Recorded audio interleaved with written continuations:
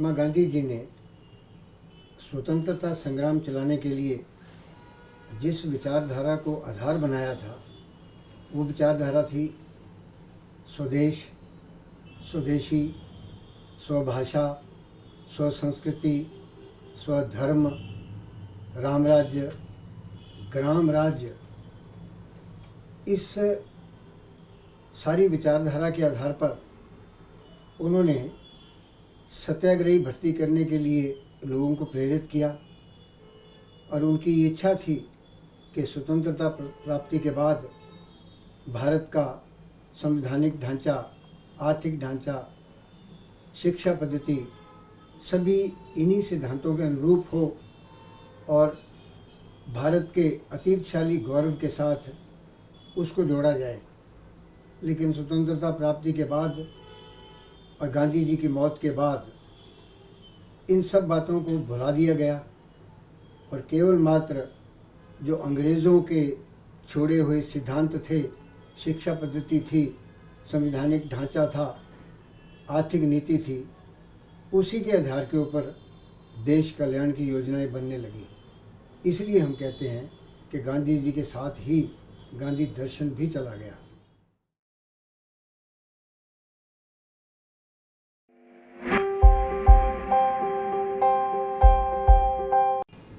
गांधी जी का विचार था, और जो एक सच्चाई भी है, कि भारत ग्रामों का देश है। भारत की 75% जनसंख्या ये गाँव में रहती है।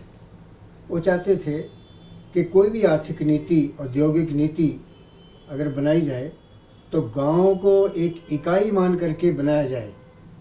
उनकी इस बात को माना नहीं गया। उनकी बात में दम था। हमारे यहाँ गाँव के अंदर जिसको स्मॉल स्केल इंडस्ट्रीज़ कहते हैं, वो बहुत ज़्यादा थी। गाँव की इकाई अपने आप में एक सक्षम इकाई थी सभी बातों के लिए। लेकिन गांधी जी की इस बात को दरकिनार करके जो सारी की सारी नीति बनाई गई, वो गांधी जी के दर्शन के बिल्कुल खिलाफ थी।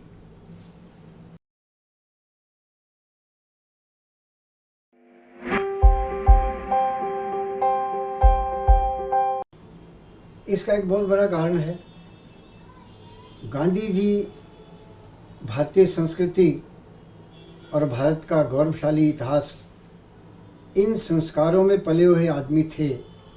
एक नेता थे, एक महापुरुष थे और इसी के आधार के ऊपर देश का विकास चाहते थे। दूसरी तरफ जवाहरलाल नेहरू, उनका भारतीय संस्कृति के साथ कुछ भी लेना देना नहीं था। वो विदेश में पढ़े, अंग्रेज़ी विचारों के अंदर, संस्कारों के अंदर उनकी सारी पढ़ाई लिखाई हुई, उनका सारा पालन लालन उसी विचारधारा के अंदर हुआ। इसलिए उनके ऊपर गांधी जी का असर कम हुआ, यद्यपि वो गांधी जी को अपना नेता, अपना गुरु मानते थे। जवाहरलाल नेहरू जी तो अपने आप को हिंदू भी नहीं मानते थे। उन्होंने कई बार कहा था कि by accident I am Hindu. वो तो हिंदू नहीं मानते थे, हिंदू संस्कृति को नहीं मानते थे। गांधी जी, जैसे मैंने पहले कहा, कि गाँव को इकाई मान करके अर्थरचना चाहते थे। नेहरू जी गाँव की ज़िंदगी से बिल्कुल पूर्णतः अनभिज्ञ थे। उनको शायद पता भी नहीं होगा कि गाँव क्या होते हैं। वो शहर को एक इकाई मान करके बड़े बड़े उद्योग लगाना, इस तरह की सारी रचना चाहते थे और इसलिए वो महात्मा गांधी के रास्ते के ऊपर नहीं चले। एक बार ऐसा हुआ कि गांधी जी ने नेहरू जी को पत्र भी लिखा कि जब देश की 75% आबादी ये गांव में रहती है तो आप गांव को इकाई मान करके अर्थरचना क्यों नहीं करते। तो नेहरू जी ने उत्तर दिया कि 20 साल पहले भी मैंने आपके ये विचार यंग इंडिया नामक पत्रिका में पढ़े थे। ये विचार पुराने हो चुके हैं। अपने को शहर को इकाई मान करके ही देश का विकास करना है।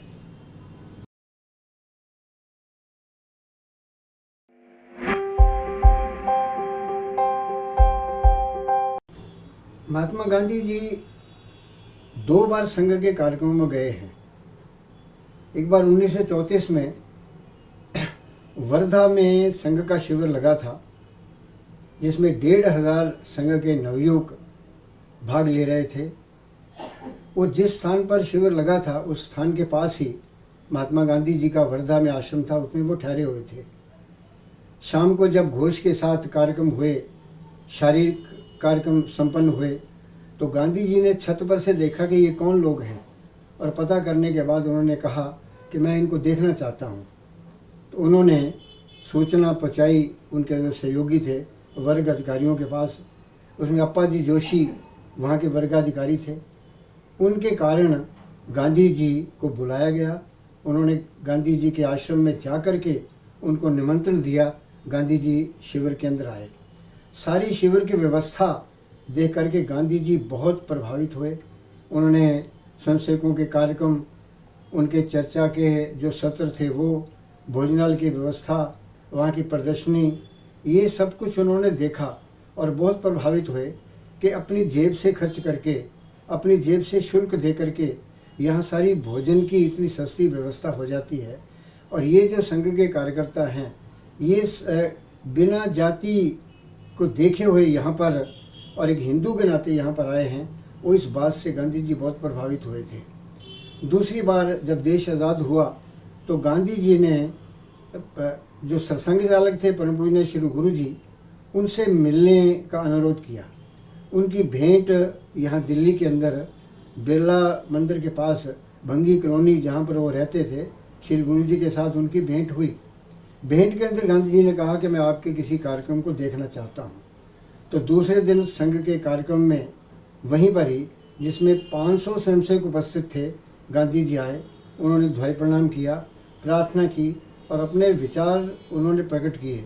उन्होंने कहा कि वास्तव में आज आप जैसे समर्पित कार्यकर्ता ये देश की अति आवश्यकता है, ये गांधी जी ने कहा था। इसलिए गांधी जी संघ के विचारों के निकट आ रहे थे, संघ उनके निकट आ रहा था। ऐसे मौके पर उनकी हत्या कर देना, ये गांधी दर्शन ये समाप्त नहीं किया गया।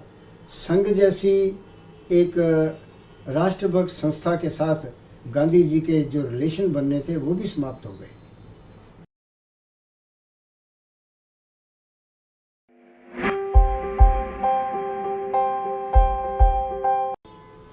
नाथूराम गोडसे कभी भी संघ के अंदर नहीं रहा और वो संघ का स्वयंसेवक भी नहीं था।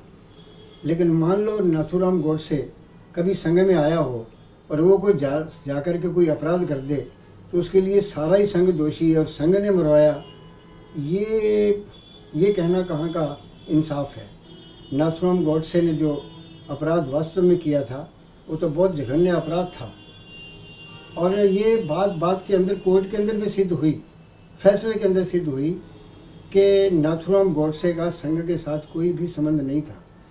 लेकिन नाथूराम गोडसे और उसके संबंधों के बारे में चर्चा करने वाले वो लोग हैं जो प्रारंभ से ही संघ के विरोधी रहे, जो हिंदुत्व के विरोधी रहे, जो गांधी जी की विचारधारा के विरोधी रहे।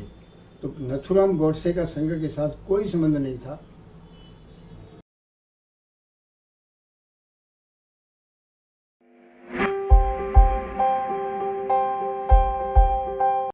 राष्ट्रीय स्वयंसेवक संघ की बढ़ती हुई शक्ति को देख करके कांग्रेस के अंदर काम कर रहे हिंदुत्व विरोधी और अंग्रेज भक्त लोग ये चाहते थे कि किसी भी प्रकार से संघ को समाप्त किया जाए। उनके हाथ में एक बहुत बड़ा बहाना आ गया।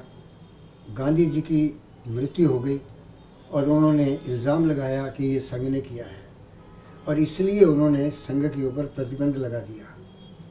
संघ किसी भी तरह से दोषी नहीं था और संघ ने ये कहा भी कि प्रतिबंध आपने लगाया है, पुनः विचार करो, लेकिन प्रतिबंध लगा दिया गया। राष्ट्रीय स्वयंसेवक संघ के दूसरे सत्संग चालक परम पूज्य श्री गुरु जी, उन्होंने स्वयंसेवकों के नाम एक निर्देश जारी किया कि कहीं भी इसका विरोध नहीं होना चाहिए, शांत रहें, शांति से सत्याग्रह होना चाहिए, कहीं भी अहिंसा नहीं होनी चाहिए। भारत नया स्वतंत्र हुआ है, हम गृह युद्ध नहीं चाहते, इसलिए जुल्मों को सहन करने के बाद भी हमारी सच्चाई ये सबके सामने आएगी और प्रतिबंध हटेगा। और वास्तव में हुआ भी ऐसा। जिस सरदार पटेल ने कहते हैं कि प्रतिबंध लगाया था, उन्होंने ही प्रतिबंध को हटाया। सरदार पटेल ने नेहरू जी को पत्र लिखा था कि मैंने सब हालात देख लिए हैं, सब जगह के रिपोर्ट्स मेरे पास पहुंची हैं, पूरी इंक्वायरीज मैंने करवा ली हैं। कहीं भी ऐसा नहीं लगा कि संघ का हाथ महात्मा गांधी जी की हत्या में है, और उन्होंने ही इनिशिएटिव लेकर के और संघ के ऊपर से प्रतिबंध हटाया।